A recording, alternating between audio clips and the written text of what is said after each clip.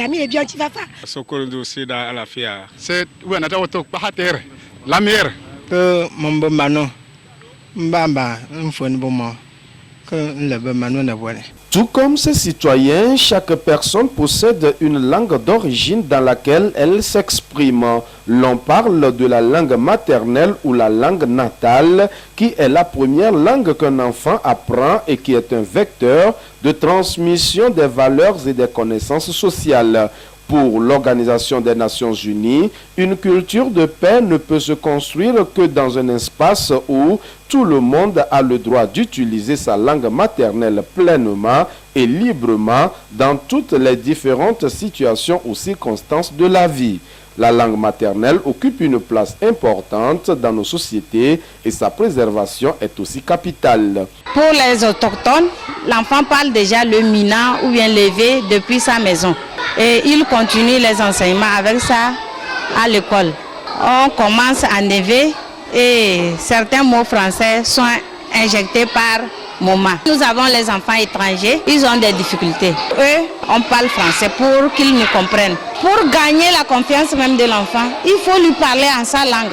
Là, il se sent familier à toi. Il faut que chaque être vivant connaisse sa première langue avant d'apprendre la langue étrangère. Nous qui n'avons pas cette chance, nous aujourd'hui, si on nous demande de tenir un discours dans notre langue maternelle, il nous est difficile de prononcer tous les mots sans faire appel à la langue française. C'est un retard déjà sur notre civilisation. On peut avoir un enseignant de l'éveil ou bien de cabier qui puisse passer de classe en classe et pour 30 minutes par exemple pour enseigner notre langue locale. Parfois il y a des élèves qui n'arrivent pas à comprendre le cours dans cette langue dans laquelle la mathématique par exemple a été montée, mais il suffit que le professeur sorte pour que entre eux, lorsqu'ils sont en travaux de groupe, pour que l'enfant comprenne rapidement le même cours qui lui était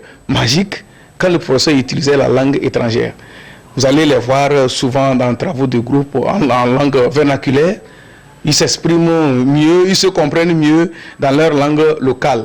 C'est donc pour valoriser et viabiliser les langues maternelles que l'UNESCO a retenu depuis 1999 le 21 février comme journée internationale de la langue maternelle. Pour cette année 2022, le thème retenu est « Rôle potentiel de la technologie pour faire progresser l'éducation multilingue et soutenir le développement d'un enseignement et d'un apprentissage de qualité pour tous ». La technologie a le potentiel de relever certains des plus grands défis de l'éducation aujourd'hui. Elle peut accélérer les efforts visant à garantir des possibilités d'apprentissage équitables et inclusives pour tous si cette technologie est guidée par les principes fondamentaux d'inclusion et d'équité. L'éducation multilingue basée sur la langue maternelle est un élément clé de l'inclusion dans l'éducation. Les nations sont donc invitées à redéfinir les politiques, à trouver des stratégies afin de parvenir à cette éducation multilingue inclusive.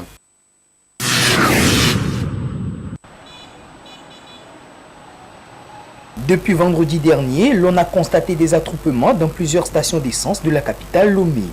Et pour cause, des rumeurs faisaient état d'une probable augmentation des prix des produits pétroliers à la pompe.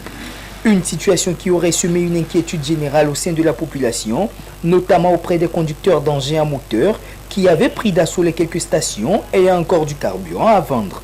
Ce lundi matin, bien que la situation se soit un peu atténuée dans plusieurs stations touchées par la pénurie, d'autres par contre sont restées en manque de carburant. Une situation qui n'a pas laissé indifférents certains citoyens. Samedi, quand j'étais sorti, que je vois beaucoup de personnes dans la station, qu'il y a problème d'essence. Et puis, moi aussi, du coup, je me suis pressé à aller chercher. Je vous assure que depuis le matin, là, c'est jusqu'à la soirée que j'ai trouvé du carburant. Et ça n'a pas été facile. Et quand moi je suis allé, j'ai demandé, ce n'est pas une d'explication concrète comme ça. Avec la suite, le monde a commencé par diminuer. Et je vois que maintenant ça va mieux. On espère bien que les choses rentrent dans l'ordre et puis qu'on n'ait plus cette situation de pénurie de carburant. Ici, dans cette station d'essence à Agoya-Sieye, les responsables tentent de nous expliquer les causes de cette pénurie et les dispositions prises pour satisfaire la clientèle. C'est une pénurie, c'est au niveau de la SE. Donc les carburants, toujours, c'est là-bas ça provient. Donc chaque station, chaque société avec ses cuivres à la SE. Donc quand le tape à livrer à temps, les stations seront en rupture. Déjà ce matin, nous on a un peu le carburant. Bon, peut-être aller ailleurs maintenant, il n'y a pas le carburant. Donc on ne les a pas livrés à temps. Donc c'est pas que on veut augmenter les prix, non, c'est pas ça. Face à l'ampleur de la situation, le ministre du Commerce n'a pas tardé à sortir un communiqué ce samedi afin d'expliquer les raisons de cette pénurie. La situation devrait revenir à la normale, ainsi donc pas de panique, il n'y aura pas augmentation des prix des produits pétroliers. Le ministre met en garde les détaillants qui se livreraient à toutes pratiques anormales, des pratiques qui seront sévèrement sanctionnées conformément à la réglementation en vigueur.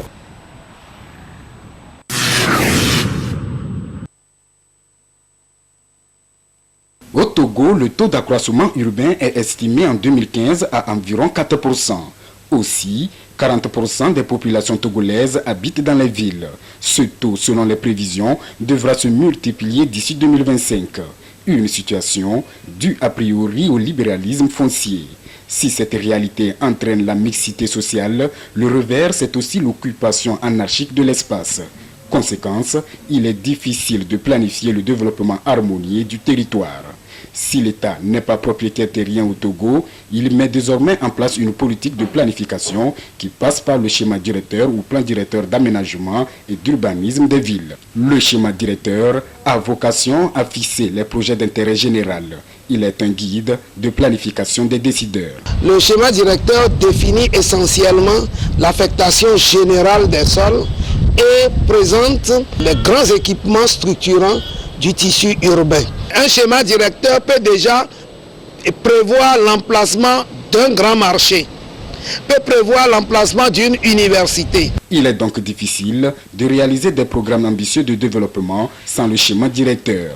L'intérêt de ce document graphique nécessite alors une collaboration de divers acteurs. Le schéma directeur est normalement élaboré par l'autorité publique en charge du développement de la ville. Les schémas directeurs sont essentiellement mis en étude par les cabinets d'urbanisme. Ce ne sont pas les géomètres qui élaborent les schémas directeurs. Les géomètres interviennent sur le schéma directeur en tant qu'acteur spatial, juste pour faire les états des lieux. L'occupation anarchique de l'espace entrave le développement global d'une communauté, d'une ville, d'un pays. Le schéma directeur est une réponse pour un développement rationnel de nos cités. Le schéma directeur calque la vision de la ville, dans quel sens la ville voudra également évoluer et quel sera l'espace d'extension de cette ville. Et si vous ne le faites pas, vous vous enfermez dans les jonglages, dans les improvisations. Le schéma directeur a ceci de bénéfique qu'il constitue un guide qui oriente les communautés dans le choix de leur politique d'aménagement du territoire. À l'image des villes qui bougent, le schéma directeur devra être révisé périodiquement.